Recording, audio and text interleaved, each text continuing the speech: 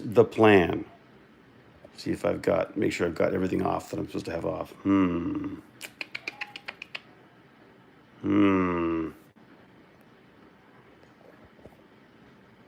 It just freezes in these weird, awkward places. I'm hoping you've got audio right. I've got my hearing aids set up again today. So I'm hoping it's not going to do anything weird because of that. Let me just go see again just to make sure. Hello, Jonathan Leeton Hoggett of CNC fame. Audio is good this morning. Oh, good, good, good. Okay, well, so watch this. Here we go. This is it. This is the coffee going in. There goes the coffee. Coffee's going in. Oh, yeah. There you go. That's it. Delicious coffee. But it's not for me.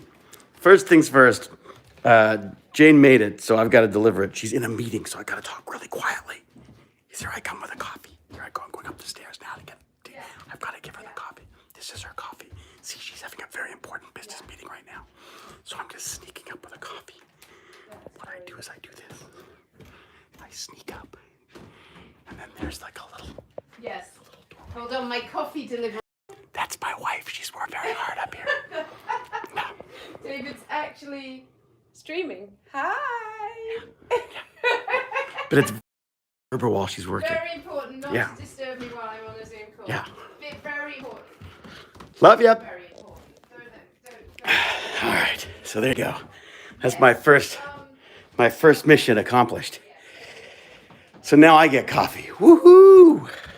I'm like the worst. I'm the worst. I keep like I'll take like hot cross buns and then stick them through the little bars there. So she's like, I don't need food. I'm on a meeting. I'm like, you always need food. All right, what am I drinking out of? Like a giant. All right, so what do you think? Anyone see? Oh, I'm breaking up. Did anyone see Clarice last night? We watched it. We watched the show last night. We caught up. We went back and watched an episode earlier.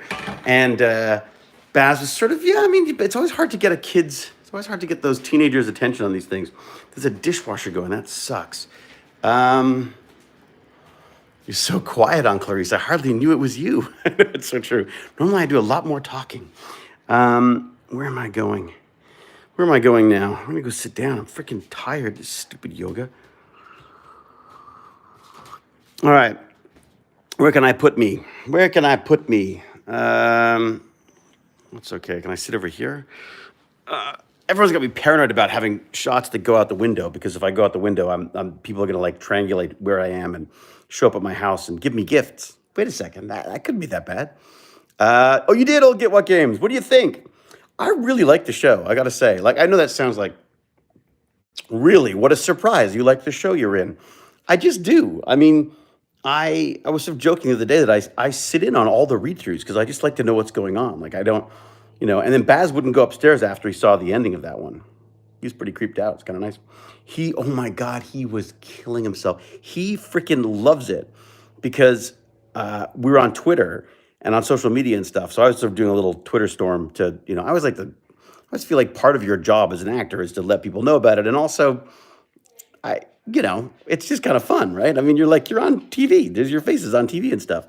And because I'm yet again, such a complete jerk on the show, there was all these horrible things being said about me on Twitter. And Baz was just freaking loving it. He's like, oh my God, look what they said. Are they allowed to say that? Should I block them? I was like, no. It's the whole point is they hate the character. That's like the ultimate basically compliment for an actor is that if you're playing someone who's hateable is to hate them. I mean, hate him. It's the point. He's a racist, sexist, probably homophobic old white guy. I mean, it's just such a great, it's a great role to play. Villains are always the best. I mean, he's not a villain. I mean, he's just he's a part of the system. Right? He's part of the systemically racist and sexist system that they were working with. And I think it's really just kind of exciting the way they've gone with this show because you sort of think like, oh boy, they're going to turn Clarice into an FBI procedural series, big freaking deal. How are you going to beat Hannibal or that amazing amazing sort of film series that they had? And the reality is that they haven't done that. They've gone in this whole other direction, which I just love. I love the Ardelia Clarice. What are they calling it? Clardelia. The Clarice and Ardelia back and forth, and how she's sort of struggling with this sort of this this sudden fame of her her white FBI friend, and who's obviously wants to be, the institution wants to sort of parade her around as an example of catching these villains, and the reality is there's just so much stuff going on with the politics and stuff. I think it's really good. I had a dream I needed to call the FBI last night. Oh, really? Hook me up if you find it funny. What's this? Candy Medusa. What do we got? Your character is like internal affairs. Yeah, basically. Well, I'm not playing a villain. I mean, I'm not, Fox Girl. It's not really a villain. It's just, well, I suppose he is a villain. As always, guest star's job, like Rodney's first appearance, is really to just be an obstacle to the leads of the show, right? So, and boy, I was really gets to be an obstacle for everybody. Really, I basically got to sit in a room with every single one of those actors at some point, which was really fun. Yeah. So, anyways, I just think what the writers are doing with this thing is just kind of fabulous. So, all right, Kathy Bates is great. Kathy Bates' character in Misery. Oh my God, yeah, that's it. I mean, that's these iconic characters. I mean, even go back to Brian Cox as Hannibal in Manhunter, or obviously, any of those sort of iconic kind of roles. Oh my God, the first Rodney appearance, you were such a jerk. But that's it, Fox Girl. That's the whole point, right? That PTSD is real, and you can be strong and still make it through it. So yeah, it's really, I gotta say, I really enjoyed it. Huzzah has her own show airing on your coffee mug. Oh, does she? Is she reflected in my coffee mug? Where are you, girl? I can hear her moving around. It means she's found something to eat, probably, or something that she thinks might be edible. She's sort of torn now because she's got like mom's upstairs and dad's downstairs. She doesn't really know what to do with it. I have not looked into 3D resin printers. I'll tell you why not. Summer is actually a good idea to look into it, Camaraden. It's a good point. Once the weather gets nice enough out here, I can actually set something up in the garage so the smell, because there's just so many fumes off that stuff that I'd be worried about having it in the house. Mainly because I wouldn't worry about it so much as I would worry about my wife leaving me because of it, all this stubble, you ever going to shave? I've just been, so this other thing I'm doing, they've just asked me not to shave, which is, people don't normally have to do. I just hate shaving anyways. Although I got this really cool new razor. They gave me this new razor. I mean, I don't want to do product placement, but it kind of is amazing. I'm going to get it because I'm going to show you. I'm not going to actually shave with it because I'd get in trouble. But you got to see this thing. It's, I don't know what it's called, but let me just, boy, I'm getting a lot of stare time on these things now.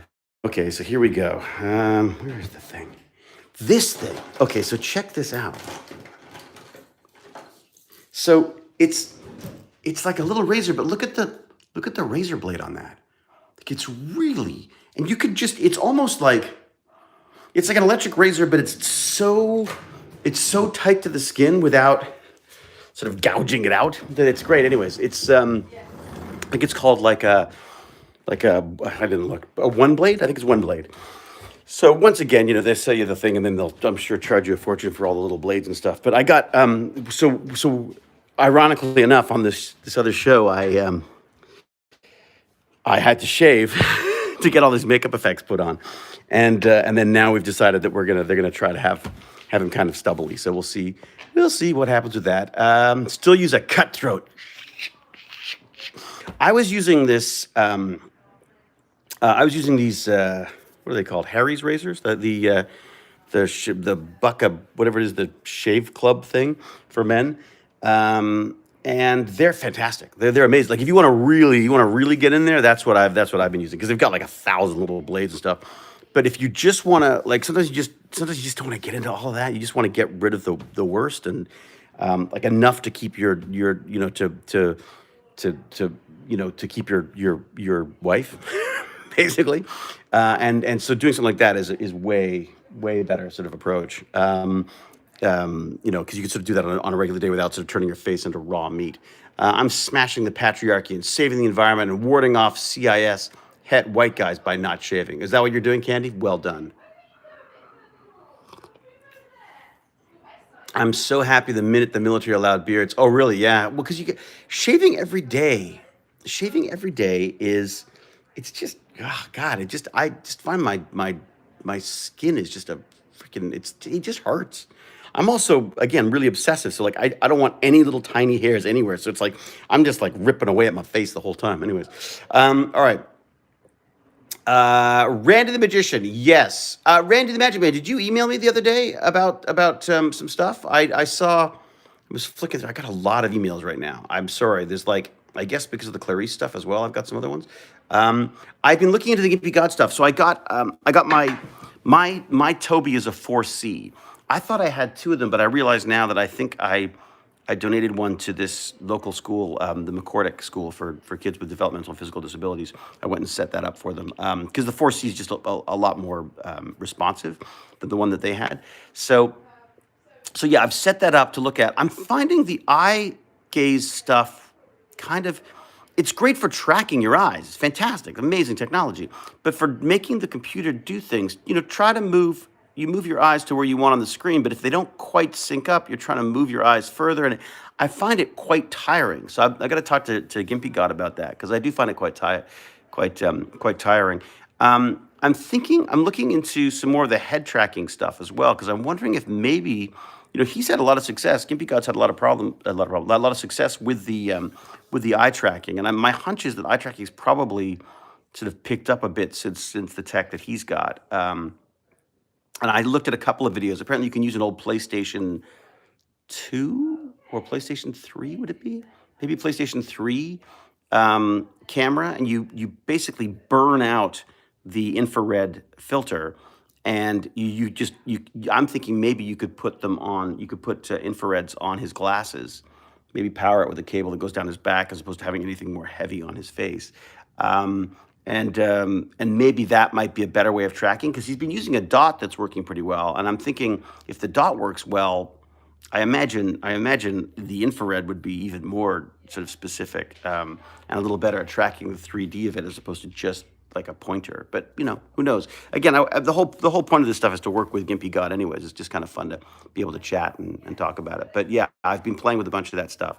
I'll have to ask him. I can send him my 4C, and I could pick up another one, or he should just order a 4C if he's got the cash around. Because there's also a 5 as well. These are the Tobys. Again, I just don't know. I just don't want him to waste money if he's not going to use it. And also, there's the setup of these things is a pain in the ass. Like I guarantee you, Gimpy God could sort this stuff out. The problem is the physicality of actually having to do all the plugging and unplugging and all of the sort of the troubleshooting on it. So I'm really hoping to try to, basically I get to play in the hopes of getting to the point where you can sort of just go, okay, this is what you need to do to set it up, or maybe even find like a local fellow nerd who might help go in and just sort of set up whatever we figure out is the best way of doing it. So yeah, I'm looking forward to talking to him again, probably on Monday, I guess, if I can. I'm also hoping to talk to Ari and James Gurney because they're, there's a lot of bio nerd stuff to talk about as well. All right, advancements in inclusive tech is just so interesting. One step closer to the holodeck. Well, that's the funny thing, Randy the Magician. I mean, or Magic Man, sorry. VR is actually quite exclusive as technology. Like it excludes a lot of people with disabilities because it's all about, larger ranges of motion affecting your computer time. And of course, if you don't have those ranges of motion, it makes it very difficult. You can stick a headset on someone, but if they can't move, it's not much of an experience for them, is it? So we really have to figure out, there's some really neat interactions between head tracking, eye tracking, and brain-computer interface stuff, where they're picking up signals from the brain without it being, non-invasive stuff, obviously, not the Elon Musk stuff. Although the reality is, we're basically, a big gray Jello mold sitting in darkness receiving signals. If there's a way for us to hack those signals, why the hell not? You know, if there's a way to tap in and go like, yeah, don't use those eyes, use these eyes, or don't use these muscles, use these robotic muscles, or whatever we come up with. I feel like we are trying to snap things onto our eyes and stick things in our ears. By the way, I've upgraded my hearing aids and started using them. Jane was complaining that she's having to shout a lot when she's talking to me, and I'm like, what are you talking about? I can never hear a word you're saying. Talk up, speak up. And then of course she started talking to me last night. I was like, Jesus, stop yelling at me. It's because I got the headphones on, not the headphones, the what do they call, hearing aids. I gotta say, I've got a pet peeve. Let me rant a little bit about something here. Hearing aid technology is freaking in the dark ages. Yes, they're now available on my iPhone. I can't tweak them myself. God forbid I should be allowed to play with the tweaking of my own hearing aids. That really pisses me off. The other thing that really pisses me off is that when you sign up for this technology, when you sign up for the app, which is sort of required to do anything fun with these things or even useful, you're basically signing away your privacy. They're allowing you put this app on your phone so you can control your hearing aids. They now know where you are, where you go, everything about you. They're basically just siphoning information, and you're paying them like $7 freaking grand Canadian in order to do it. So that really ticks me off. I would like an open source hearing aid system. Absolutely. I would much, much prefer that. I would happily spend $7,000 making or helping or contributing to an open source hearing aid configuration, because I just think the technology's there. I mean, I know, again, it's a lot of miniaturization. You're trying to keep things small enough to fit in your ears and all that kind of jazz. I understand that there's an expense to this stuff, but I don't believe it's $7 grand. And I don't believe that people who can't hear and can't afford it can't hear, In the government here, they say like, oh, I don't know, of course it's healthcare in Canada, it's all covered. Yeah, it's covered for a certain type of hearing aid that only works with certain kinds of conditions, right? So basically just if you need it louder, we will give you a hearing aid that basically just bumps up the sound, and that's all you get, and we will cover most of that and then tell you that we do. If you want a hearing aid that actually fixes my problem, which is actually, there's multiple problems. I have tinnitus. And I have some hearing loss in both ears, but one significant hearing loss in one probably because of an accident. And that can only be remedied with a really expensive system. And so most people just go like, oh, just give me the cheaper one. And of course, it doesn't do anything for them. All it does is make everything louder, and they never want to use the hearing aids. It doesn't work. Now, I did do an upgrade on them. I upgraded the firmware in these things recently, and it has made a big difference. There's a clarity to it and a little less of a background noise than I was getting before. I have always had tinnitus to some extent. It's never been bad enough for me to talk to the hearing aid people about it. But it's something that's beginning to become a bit more of a problem. I'm noticing it a lot more. And now that I got the hearing aids, I'm realizing I'm not actually hearing it. So in some places, I just thought, oh, I'm hearing some kind of an electrical whine. No electrical whine. It's just, it's in my head. So I'm going crazy. Anyways, I've looked into some of the open source stuff. I really want to be able to hack these things. I want to be able to control these things myself. They're the ReSound hearing aids. So if anyone has any information on them or works there or has any kind of insights for that, I would welcome that very much, because I want to be able to tune these things myself. I don't think I should have to go and make appointments with the hearing specialists to do little tiny tweaks to my hearing aids. And also I just want to play. And also I want to be able to mod them. Like I want to be able to, I've got this really cool ultrasonic detector that, picks up ultrasonic sounds and brings them down into a range that you can hear. So you can hear bats, you can hear the weird interaction of metals together and the bubbles in cans and things like that. Just really neat stuff that we don't hear as humans. So how cool would it be to be able to have that sort of layered into my hearing aids and have, like, I don't want just freaking normal hearing again.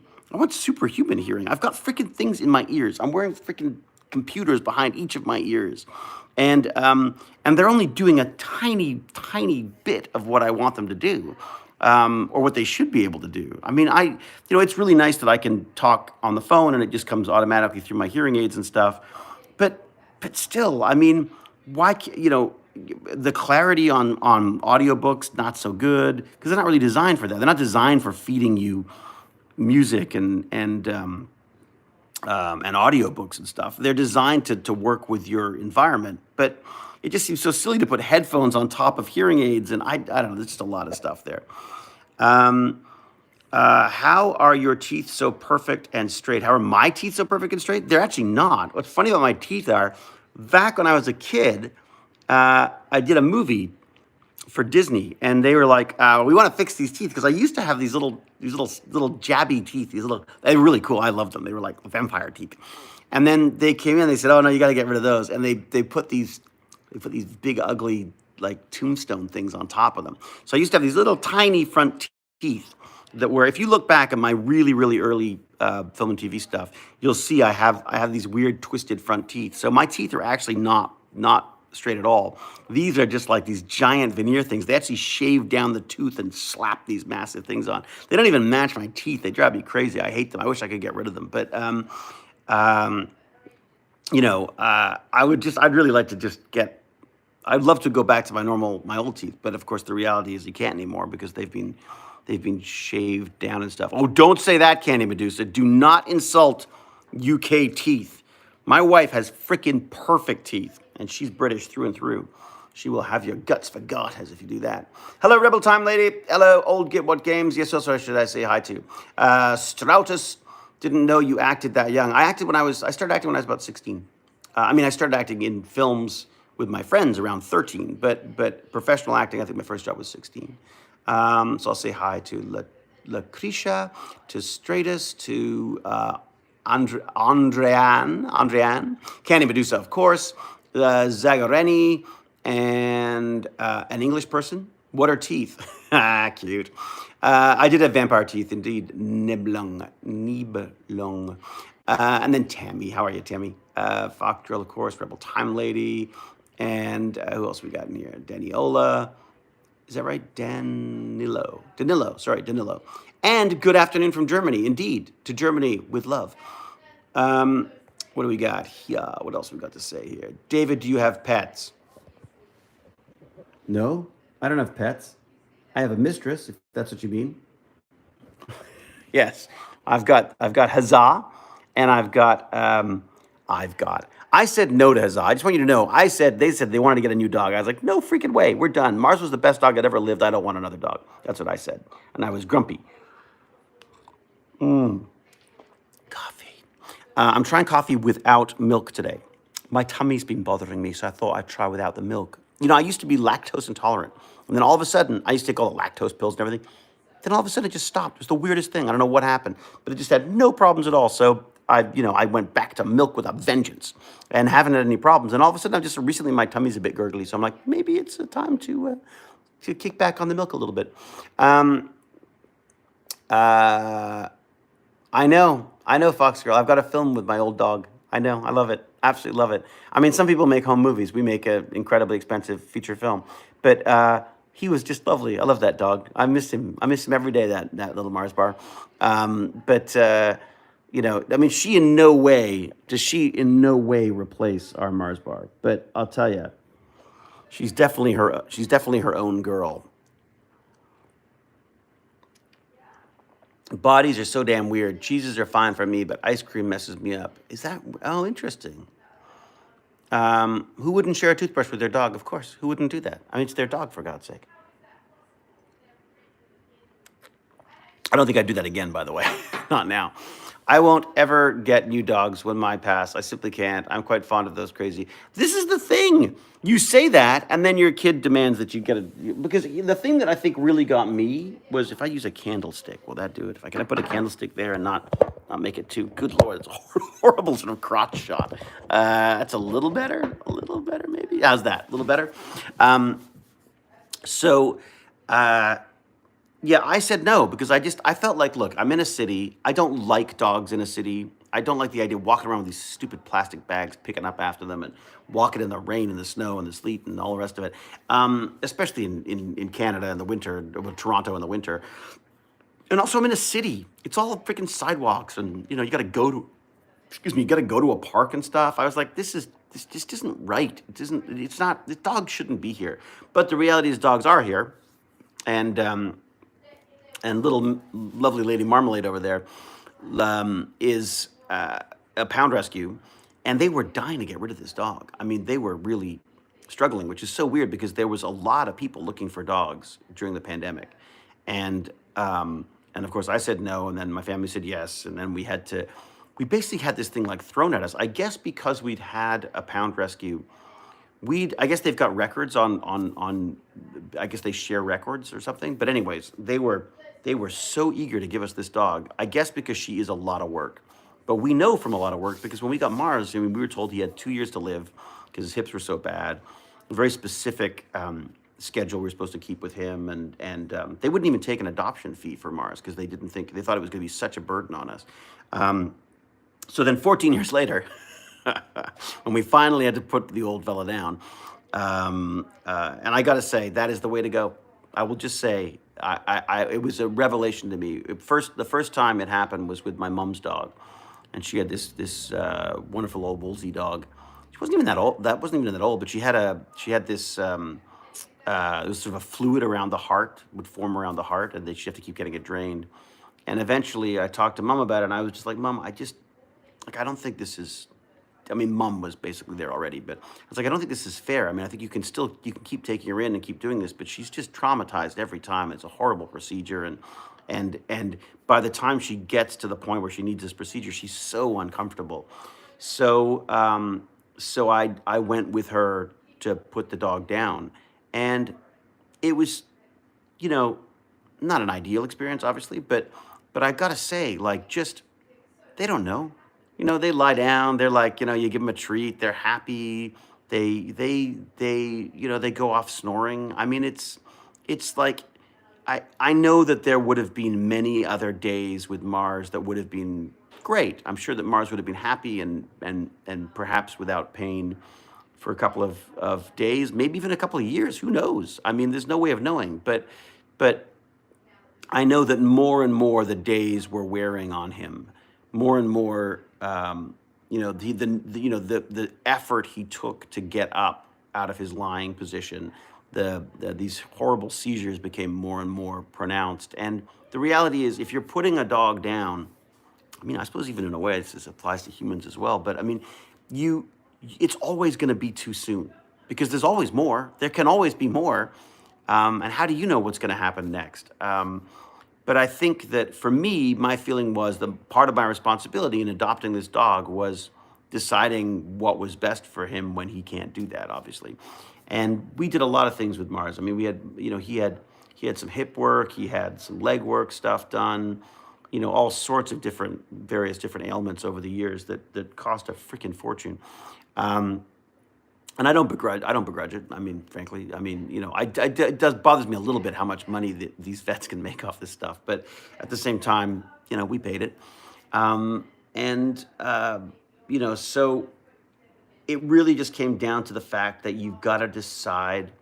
You have to decide for these animals. Like it is your job, I think, to make the hard decision. It's easier, sometimes it's easier to just for yourself to sort of let them go on, and I just felt that I couldn't do that. So I was pushing to put him down way before I could convince Jane and Baz to go through with it. But part of that was because I knew it was going to take a really long time to get their heads around it. But I got to say, when that dog went, we were a mess. We were a freaking mess. I was probably the biggest mess. But the reality is, he went in a way that was like, I can't imagine a happier way. I mean, with him, it was like mandarin oranges, which I don't understand why dogs aren't supposed to like citrus at all. But that dog freaking loved mandarin oranges and was never allowed them because it was terrible for his stomach. It always messed him up. Anyways, so all of a sudden, he's getting all these mandarin oranges. He's like, this is the best. He's lying there. He's got the whole family there. We're all just like, cozy. He doesn't even feel the needle when it goes in. I mean, he literally went out snoring. And I was like, oh my God, you know, like if when I go, please may I go out snoring.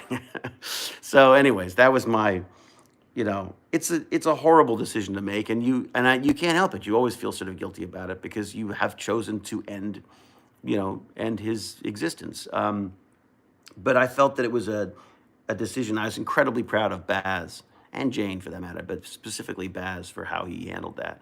And they were pretty good. They didn't bug me about a new dog for a long time. It was a couple of years, almost 2 years before they started bugging me about a new dog. And I'm, you know, don't hold me to this, but I'm quite loving this one, I got to say. So, I hope so. I hope that's the case. I hope I ended the suffering, if that makes sense. But I got to say, this one is going to be a frick of a lot more work. I know she drives me freaking crazy, and the stuff she does that she gets away with, the bars would never get away with.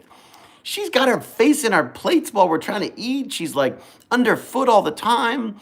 I mean, walking the dog is more like being walked by the dog. I mean, I had to get this like brutal like pinch collar thing just to stop her from like leaping into the road and getting run over. But whenever she saw like a leaf move, so it's definitely I've grown soft. It's so true, Tammy Packwood. Maybe it's time to put me down. I've got soft.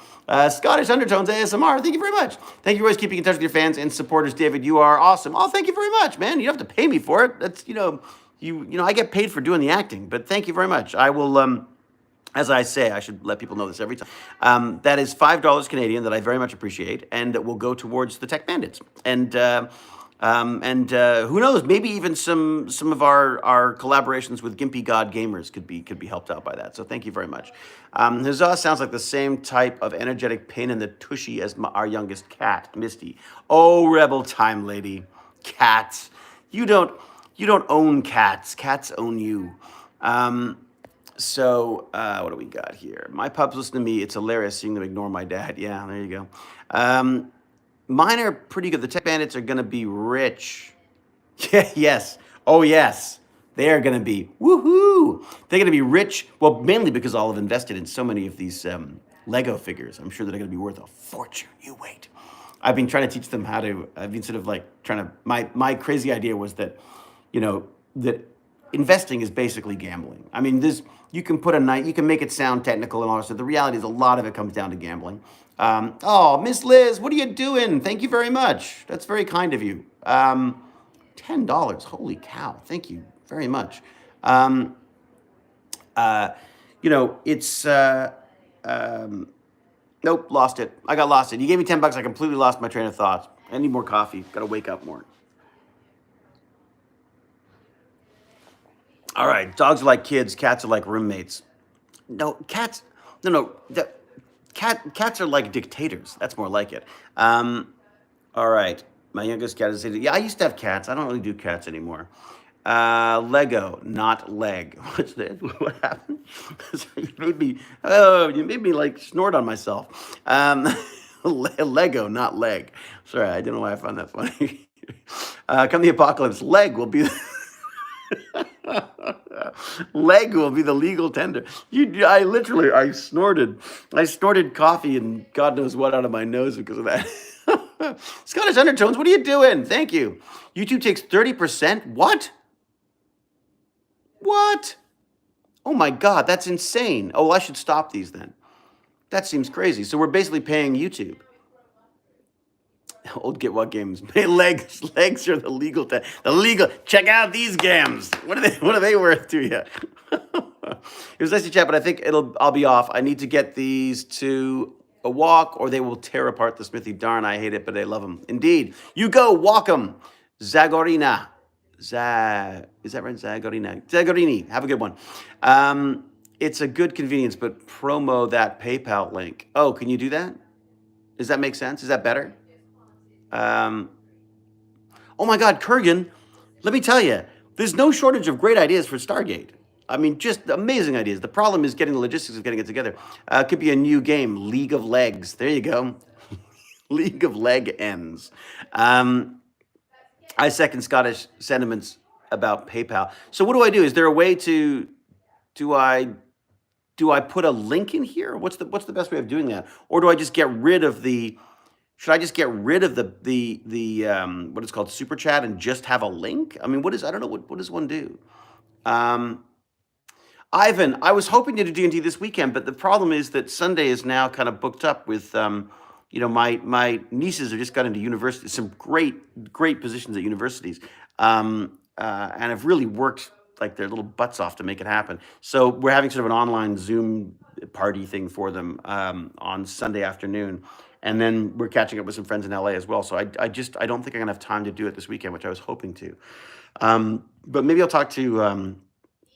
Maybe I'll talk to James Gurney about doing it maybe in the week next week, because my next week shouldn't be, the beginning of next week shouldn't be too bad. The end of next week is going to start getting crazy because I got to do tests and everything again before I launch into this new series on the week after. So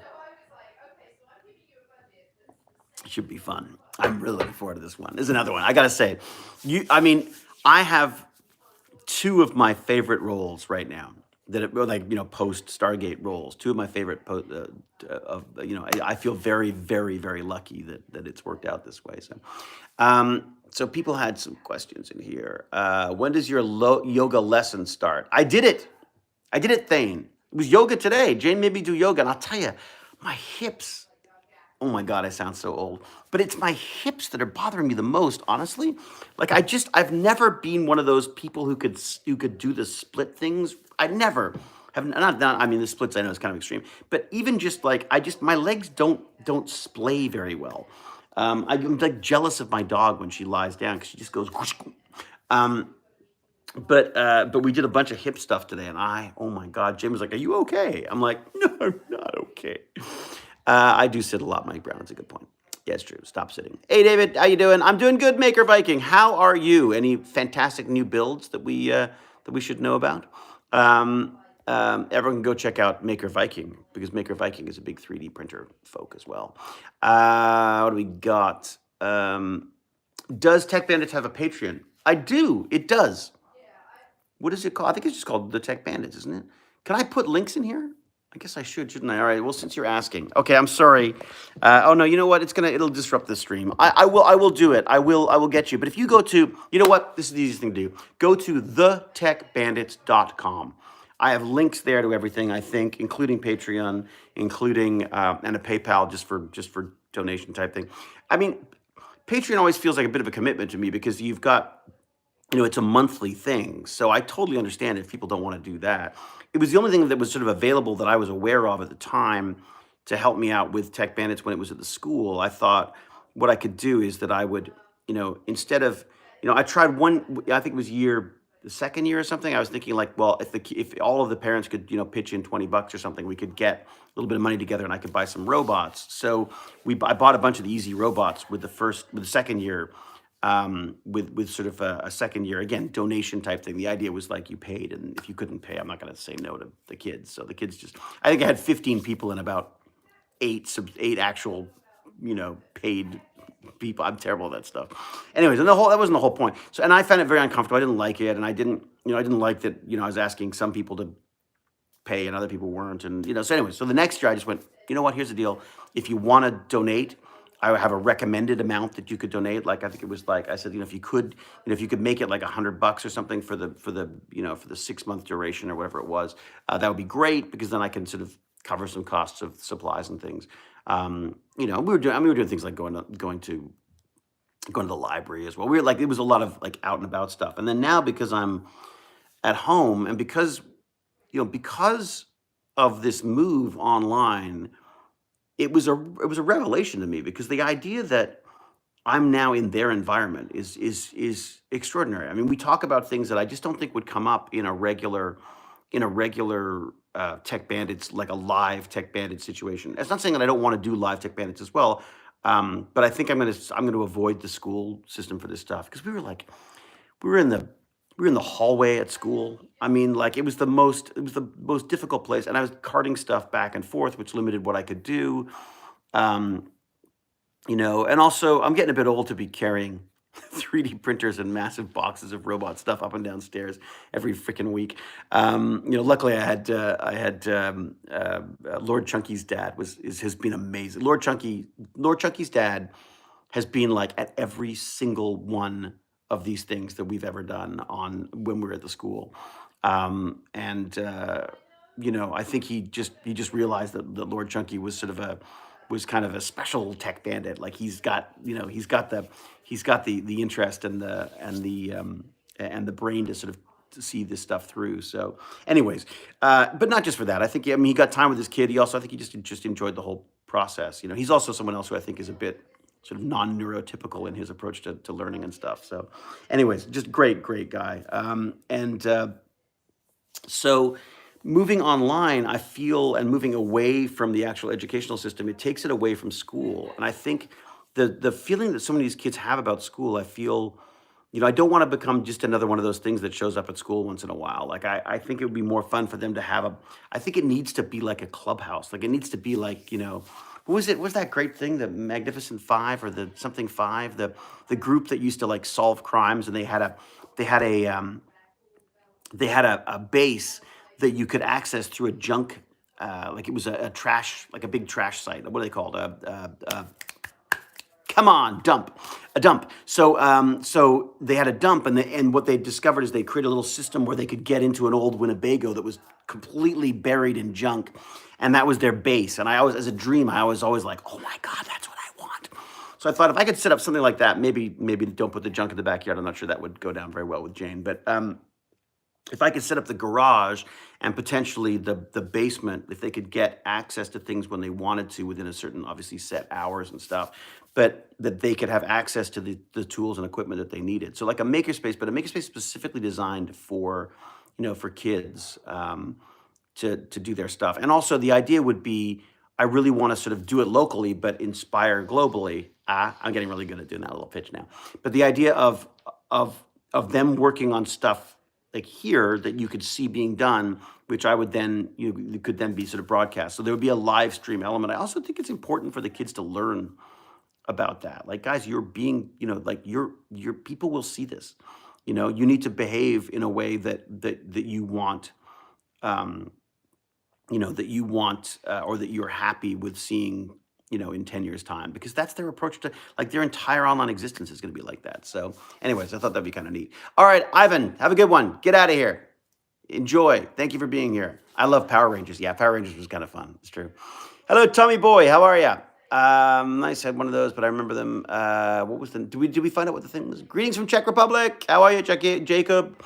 Underground bunker installs are getting more popular these days. That'd be cool. Wouldn't it be amazing? Oh my God. Maybe that's what I should start saving up for. Let me see, where would you put it? But where would you put it, right? You'd have to go, I'm thinking, like, I've got the basement. So I'll give you the lay of the land. Okay, so here is, okay, oops, is that open? Okay, so backyard. So there's your backyard, right? Backyard, garage there, okay? Sound good? Got that? Okay. Now, there's also, did that work? Under the garage towards the house work? Yes. Yes, Colin first did an amazing one. Sorry, I lost you there. So the connection is not so great outside, obviously. I don't know how. Did you see the door at the back? How much did you get? I cut out because, yeah, I know.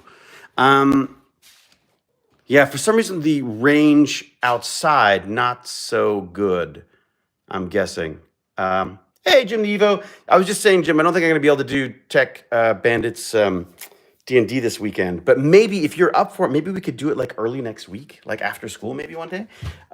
Okay, so let me show you. So I showed you the back door. I can show you the back door from here where there is hopefully some kind of signal. So basement, obviously. And then there's this door back here, right? I call it the serial killer entrance because it just looks, it's kind of creepy looking. Check this out.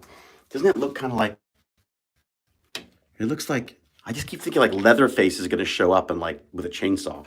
So we've got that. And I thought, is there a way that you could go from the cave here, like put like some kind of a hatch in the wall there that would go out into the garden out there, right?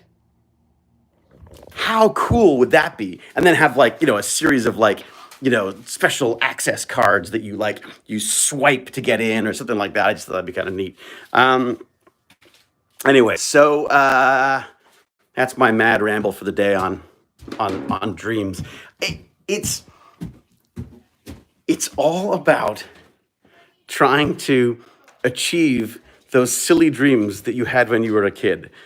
For me, I like it's even the acting to some extent was just about doing what I wanted to do when I was a kid. I wanted to be Doctor Who, right? So the idea of having like an underground bunker that the kids can do their science, technology, engineering, arts, and math stuff, or even just like hang out and do some gaming. I mean, just a place for them to be sort of like to be able to sort of explore their curiosity about the science and tech side of stuff. I just think would be really cool. Also, just for me, like I learned so much just talking to the kids. Right, their perspective on stuff is so completely different than ours. Um, whether it's societal, economic, any of those kind of things. There's just so many things that you just don't, unless you're seeing the world through a different perspective. I always thought that when you became a parent, you'd become a grown up. But the reality is, you just get to be a child again. I think if you're doing it, if well, maybe you're not doing it right. I hope I'm doing it right. But I feel like by being a kid again, not that I was ever got that far from that. It's such a great way to sort of enjoy their childhood. I mean, I know that he's like Baz is of an age now where he's going to be more and more about his friends and his peers than he is about his parents. I totally get that. I mean, but I just want there to be I just want a little sense of magic to it. You know what I mean? As a kid, those sort of like, I feel like the problem with video games and this always online culture is that you miss out on some of the. I think you sometimes don't get time to think. Every so often I have to go like, you know what? Let's just stop.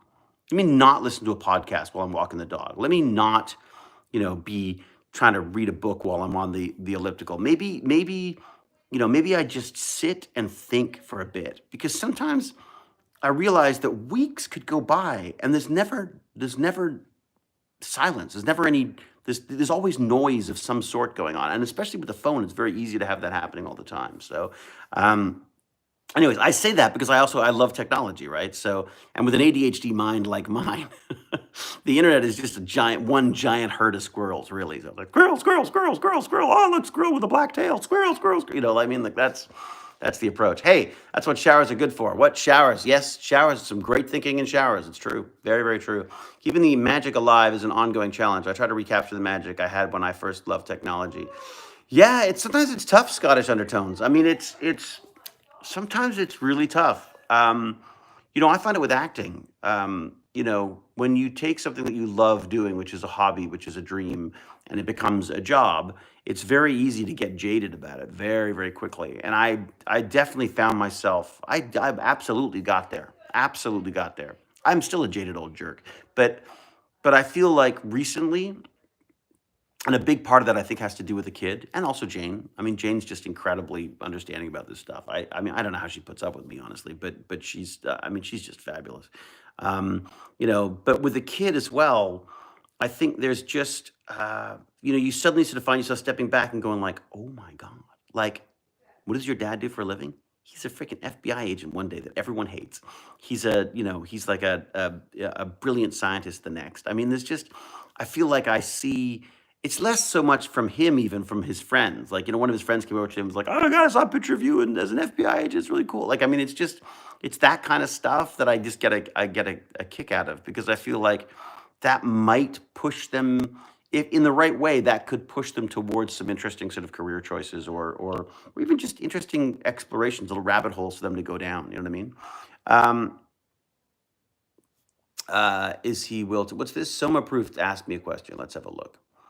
Did you mind the name Meredith, or is that just McKay? I don't mind them. I don't mind the name Meredith. I've never had any problem. Look, I just called my Dungeons and Dragons character Rodnadith because I so like Meredith. Meredith is actually the name of my Drobo. Did you see that downstairs? All right, I'll do another tour. So I have this giant um, hard drive array that Alan Malventana was very, very kind, set me up with the folks at Drobo, and they sent me this unit, and then I just packed it full of these giant drives.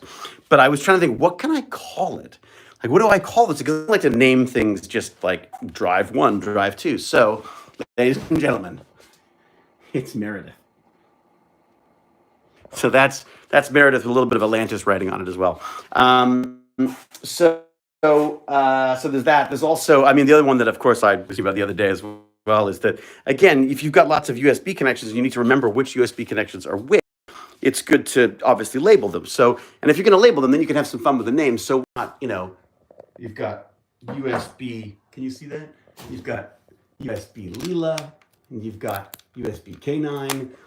Like why go with A, B, C's or ones or 001s or 002s when you could be a Doctor Who companion.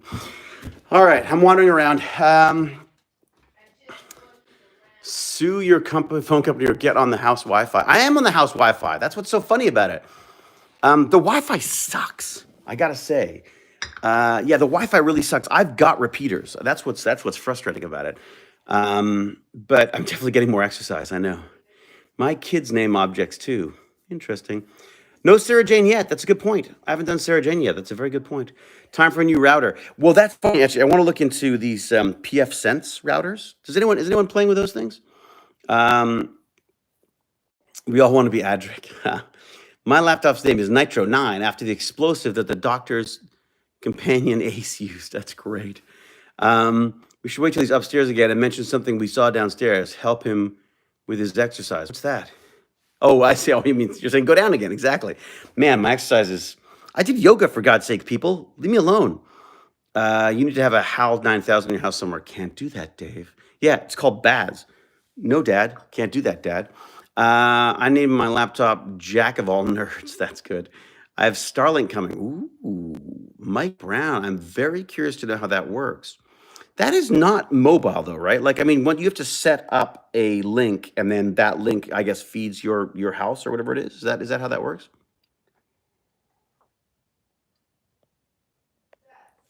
Can you tell us a bit about the casting process? About the casting process for Dog's Breakfast. Oh, that's interesting. So Dan, it was completely non-traditional in its casting process because really what I did was when I was writing the script, I just basically took stock of who I knew and who I could take advantage of. And I thought, well, what the hell else is Paul McGillian going to be doing? So put him in a dress. And, Kate was like, the cheapest actor I could find. No, it was about finding people I wanted to work with and who wanted to work with us. And so casting casting was a breeze. Whereas now, I mean, I see Jane struggling with the casting on her latest film and the nightmares we had trying to cast, with debug and stuff. I really feel like in a way, if I was going to write again, I think I would just write to specific people that I knew wanted to be a part of it.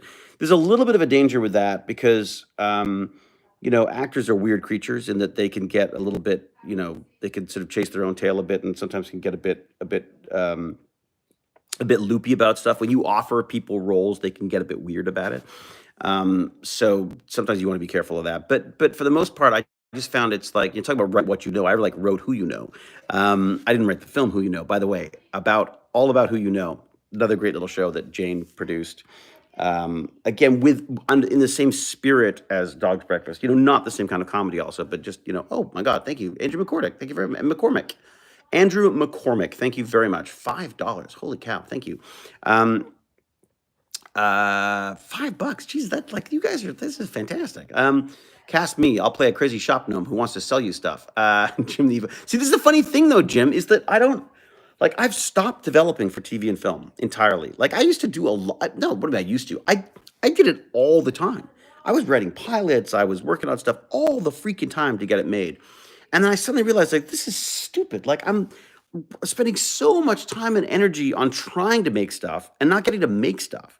I don't have time to do this. I don't have time to do Tech Bandits. I don't have any time to do any of that kind of stuff because I was working towards, and again, this stems from the upgrade required thing where originally, when I was trying to do this documentary with Q, Cooking with Q, go check him out. Fan-freaking-tastic. He's got the best, that guy and his basically, he's like a culinary inventor. He's a kitchen scientist, basically. Fantastic guy. When I was looking at doing a documentary about assistive technologies and the possibilities of sort of cyborg living and stuff. And I was so excited about this. I worked on it so hard. Like I did work on that all the freaking time. I mean, we also just got. The great part of it is I just got to chat and hang out with Q Dragon a ton. Um, Q Dragon is what he was called. I think before. I think now he's cooking with Q. You should definitely check him out. And so I got to spend a lot of time talking to him and stuff. But I didn't. I found that I wasn't doing anything. I was writing about doing stuff all the time and presenting it to people, and people were giving me the most stupid freaking responses. Everyone's always like, "Oh my God, this is amazing! Now we just need to do this, this, and this." And I'd be like, I talked to the CBC here, and they said wheelchairs were depressing. I was like, are you kidding me? I mean, forget the fact that that is the most ableist thing you could possibly freaking say, but the idea that wheelchairs, and there's other things. So I'd be talking about documentary funding. I'd go and talk to distributors and stuff about the film because you have to raise the money for the, I wanted to do a documentary that was not just an iPhone documentary. I wanted it to be, I thought if you're going to make a film, let's do it like real sci-fi. Like let's make like a sci-fi documentary where we play with visual effects and all sorts of cool stuff, as well as the robotics and the assistive tech that we wanted to play with. I wanted to sort of like take it to the next level, make it like a blockbuster sci-fi documentary, right? So I was talking to people about money, and it would always come down to things like, do we have to see a wheelchair on the poster? And and it's the way he talks isn't that clear. Is there something we can do with that? And I'm like, oh my God, like this is insane. Yes, some people were incredibly helpful. Some people were fantastic, absolutely fantastic. Most of the people working the assistive side of stuff were just amazingly open to talking about stuff. And then I suddenly went, oh my God, I'm missing, I'm missing the core of this, which is my interest and excitement about assistive technology. I'm not getting to do assistive technology. I'm not getting to help anybody or talk to the people who want to learn about this stuff. I'm just talking to freaking film people about films. And it felt like, do you want to make a film or do you want to make a difference? And I suddenly went, you know what? I think I kind of want to make a difference. I feel like I can get my ego can be stroked by all the acting stuff I get to do. You know what I mean? Like I can get that dopamine hit from acting. Why don't I do what I love doing and not worry about trying to pitch it to people? And I think that's the beauty of this setup of being able to just throw on an iPhone and start talking about this stuff, to cast an eye over things, to meet people like Gimpy God and Cooking with Q. Eric Valor, another guy who came up, in talking about this stuff, and being able to just sort of look into this stuff, actively be working on stuff instead of worrying about documenting it, if that makes sense. So I'm hoping at some point we'll get to a point where I can actually put some stuff together so that it can be presented to people. Because the other thing that was a really hard sell was I kept saying, like, you're going to show this in theaters? You're going to show this in theaters where they don't have accessibility, where there's only a few seats. Oh, Andrew, thank you very much. Thank you. Love Stargate. Love you more for being awesome. I love me for being awesome too. That's very kind of you. Good God, $20. Jesus. I thank you. That's ridiculous. Yeah. So I guess that was the point. It's immediate and honest too, rather than glossed over and overly produced. That's it, though. This is the other thing old Get What Games I was noticing was that the kids aren't responding to this glossy stuff. They're not responding to the TV, the sort of the networked approach to stuff. I was seeing YouTube stars being plucked from the internet and given real jobs on television and failing miserably because that's not their medium. It works. This is, and I think there's an authenticity, as they call it, which I freaking hate. I would just say, either you're being honest or you're not, of this approach where it's like, sir, yeah, you know what? I didn't make the bed. The basement's a mess. I don't have Wi-Fi in the backyard. It's like I think there's those happy accidents. I think are the stuff that makes this stuff interesting to me, anyway. So, all right, I've babbled on for almost an hour. This is freaking crazy. I'm so sorry. Okay. Apparently, Lucretia also thinks I'm awesome. I mean, thank you. um, if it's that easy to be awesome, I'll take it. It's just great. Did you hear about the Israeli Institute creating a miniature black hole and proving two of Hawkins' theories about them? I did not. Christopher, do you have a link for that? That sounds amazing. And Nikoma Wolf was saying, well, how was your experience on Kung Fu The Legend Continues? It was definitely odi et amo. It was hate and love. It was so freaking exciting to get that part. I got to play Nikki Elder, who was was it the assistant coroner or the coroner in training or something? I can't remember exactly what he was now. And so I was in the morgue. I mean, I had like morgue people showing me real bodies and stuff. I mean, it was freaking wild. And I just I was so excited about it, and I had these beautiful monologues written for me. Like, they were monologues.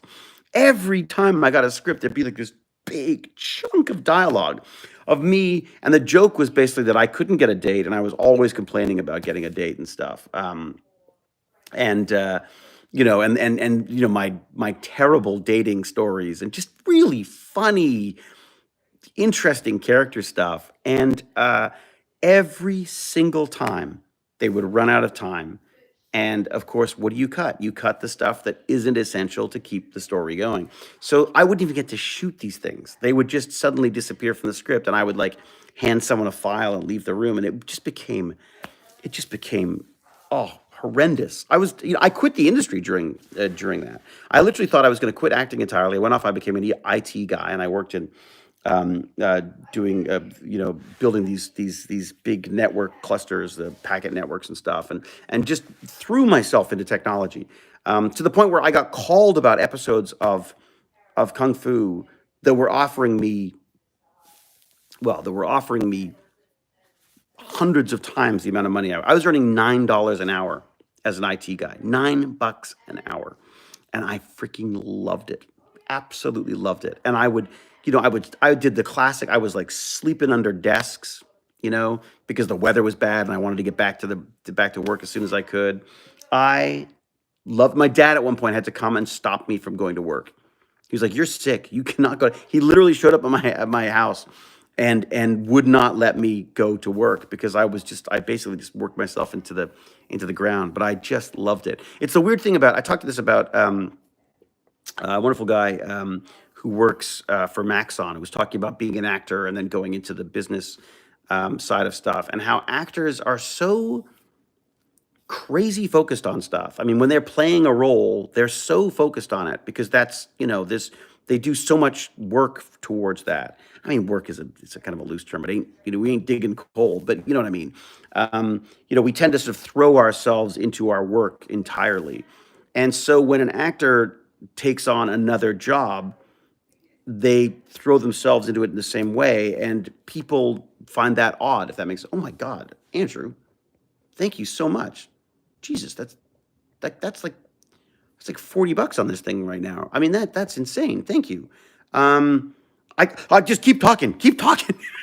I've got to keep talking. Andrew, thank you. Thank you very, very much. That's very kind of you, Mr. McCormick.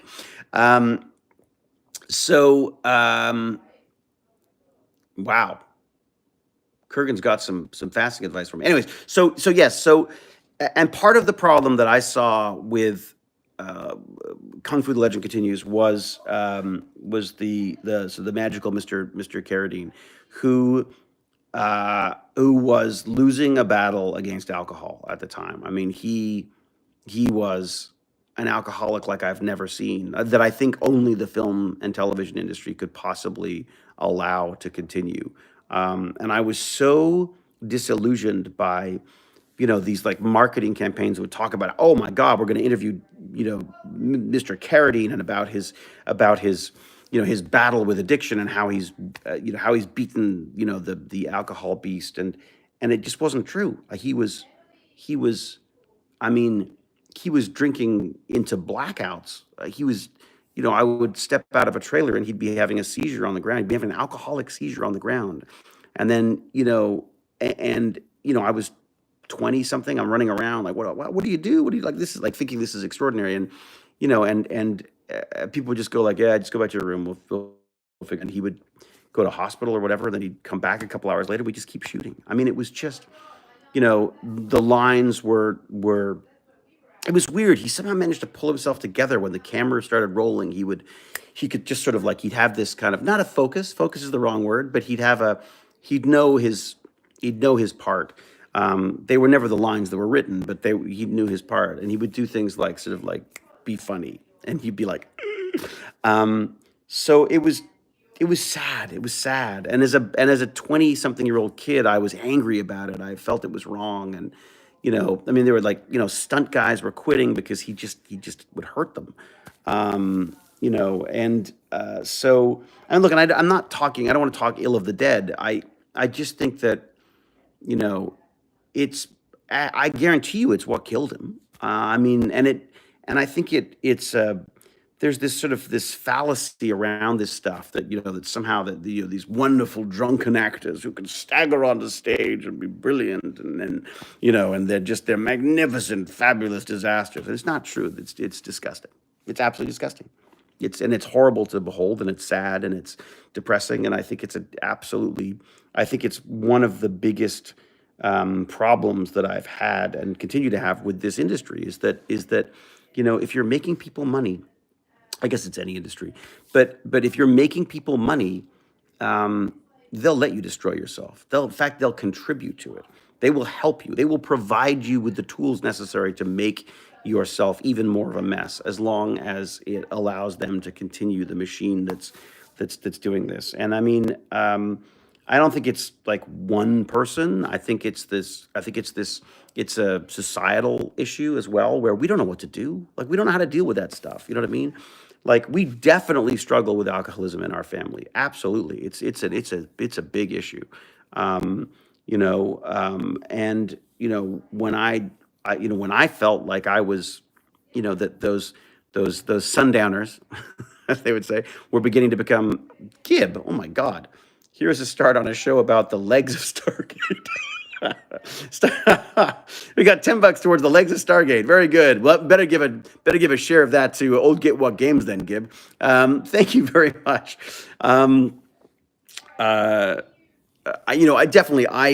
I could see the writing on the wall for me, if that makes sense. Gone were the years of the raucous teenager, experimenting with alcohol and cigarettes and such, and once it becomes a lifestyle, right? It becomes I guess too late. I'm sure I saw the danger in that. I mean, I regret so much, and so many of the things I said and did. Because of the vast amounts of alcohol I used to consume. And a lot of it's like self-medicating, right? I mean, it's just when you have ADHD, when you have depression and anxiety and all those kind of things that we all struggle with in some way, shape, or form, I know. But again, it's that spectrum, right? How much of it, how is it affecting your life, and how much does it affect your life? I think a big part of the drinking for me was just I just wanted to shut down my brain. It was just always freaking going. And what I realized was there's so much more productive ways of doing that. So instead of just being an actor and struggling with those, with all that stuff going on in your head, I found writing. Writing was great for that for a while. Technology, my God, I played with computer stuff all the time. And that really is the best for me. Like, for me, I find that, just exploring my curiosity in science and technology and stuff that's my booze, baby. So I have the odd drink now and again. I feel like I'm capable of doing that, but even then I feel the pull. I definitely feel the pull. I would never, I could never really, I was never comfortable sort of classifying myself as an alcoholic. I never did any of the AA stuff that other people have found very successful. I just couldn't. Again, it's a club thing. I don't like clubs unless I'm running them. And I think probably a big part of my concern were those days on on The Legend Continues, and just how much of an impact it had on the crew, and on certainly on my experience in the industry. Like I said, I wanted to get out of the industry. I thought like, oh wow, I'm a lead on a big American series. I've made it, and I'm like, this is it. Yeah, we're like, basically the script is dictated by how drunk our lead is. I mean, that's just freaking shocking. And of course, I'm a big complainer. I want things to change. So yes, you start looking for ways of making it work. And again, I don't want to.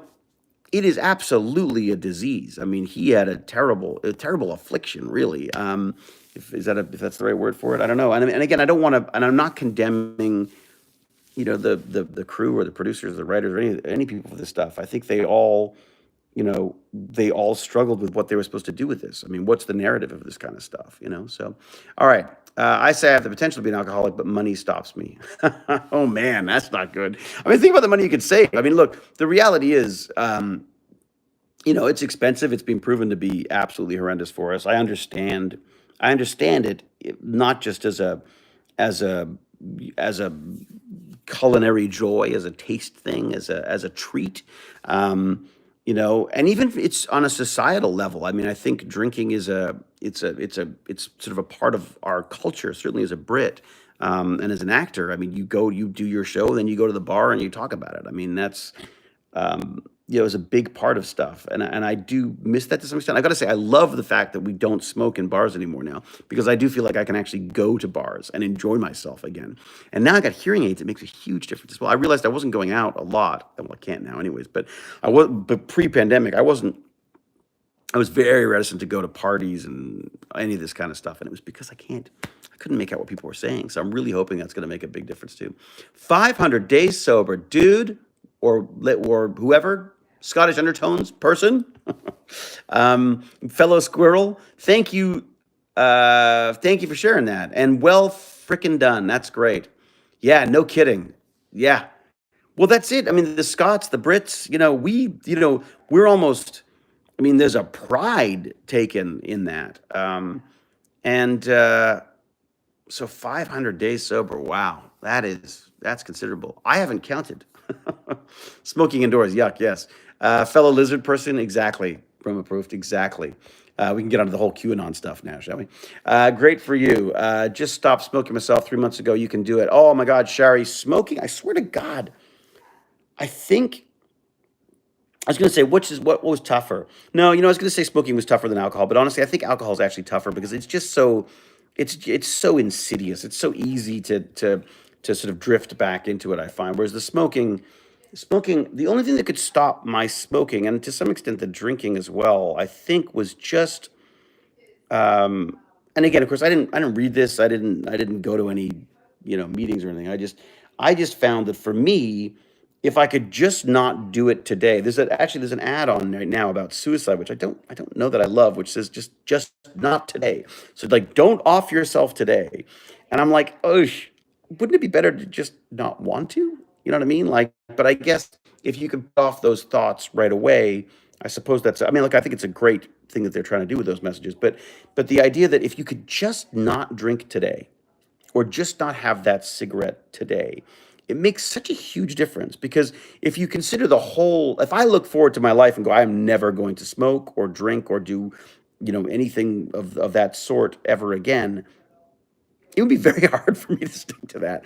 But if I go like, just not today, if I could just get through today without that scotch that I want at the end of the day, then it makes a big, big difference. And also just finding other things, like finding out what those triggers are. What is it that makes you want to do these things? I've never been good at figuring that out, but there's definitely certain things that I go like, oh my God, like I come back from a day of filming at night, man, I want to just beeline for that liquor cabinet.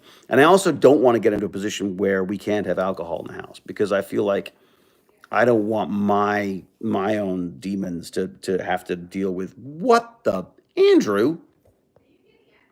Holy crap. Oh my, thank you. Like $50. Are you kidding me? Wow. Thank you so much. I'm getting uncomfortable. Like thank you. I just, yeah, thank you very, very much. That's definitely moving towards our makerspace. Wow. Andrew McCormick, thank you. That's fantastic. Wow. He loves you. He loves me. He really loves me. No, he doesn't. It's not money. It's not a money thing. Look, honestly, we're at 74 minutes. You're right, Rebel Time Lady. I must get on with my day. Keep talking quick. Exactly. Don't distract. Don't quit TVs and movies. God damn it. No, Kurgan, I won't. I won't. I don't want to. And I've found a place now where I feel like I'm comfortable with it. So, I audition for the things that I enjoy the audition for, if that makes sense. I'm not putting myself on tape, as they would call it, which just doesn't make any sense anymore. But I'm not recording auditions for things that I don't want to. Like, if I don't enjoy the piece that they've given me to do, I don't do it anymore because I'm lucky. I can afford to do that. But also that way that when the roles come up that I do enjoy, that I can sink my teeth into, I really enjoy it. And I found actually it's much more productive. Like the roles that I've gone in for recently, and I think I've got because I just enjoyed the process, not the end. Getting the role wasn't the point. The enjoying really enjoying the words and stuff has been the point, and that's made a huge difference. Grateful for your rapid words, indeed. All right, I'm out of here. Tape. What is this tape you speak of? I know, Fox Girl. I'm so old. Squirrel. All right, everybody. Tech Bandits Ho, indeed. Thank you very much. Again, thank you all for first of all sitting through 76 minutes of me whining and complaining. And also, these super chat things are just extraordinary. Thank you. I'm not going to promise that I'm going to go and do Twitch today because I keep saying that and I never get to it. So I am definitely toying with the idea of actually sitting down and having a nice Twitch chat, but there's also a lot of running around housey stuff to do. So I may be working on that. We'll see. Anyway, so I will say, be safe, be kind, be brilliant, and until we geek again, cheerio and huzzah! And I should also probably add, thank you.